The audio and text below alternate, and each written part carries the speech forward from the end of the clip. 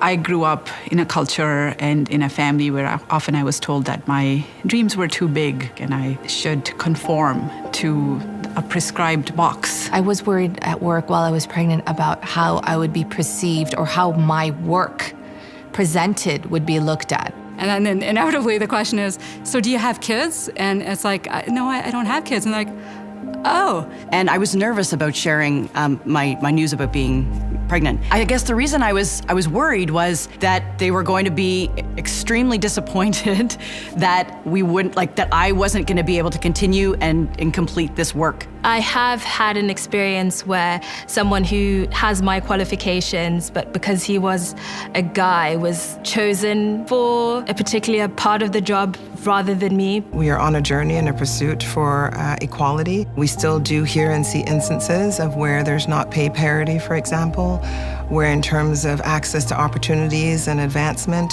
it might not be as progressive as we would like. The other part I think about is, I have 2 young kids, and I think about, what type of company do you want them to work in? And you sort of think about, are you taking the company in that direction, or are you, you're okay that your daughter wouldn't have the same opportunities that your son would have? You need to show up and you need to stand up for the women that you work with. Don't be afraid to risk your own reputation to stand up for somebody that you believe in. It takes effort, it's hard work, and it's worth it because the outcome, I think, will be greater than the effort that's put into it. Women are just as competent, if not more competent, than men at the same positions or whatever it is that they choose to do. The mark, in my perspective, would be complete equality.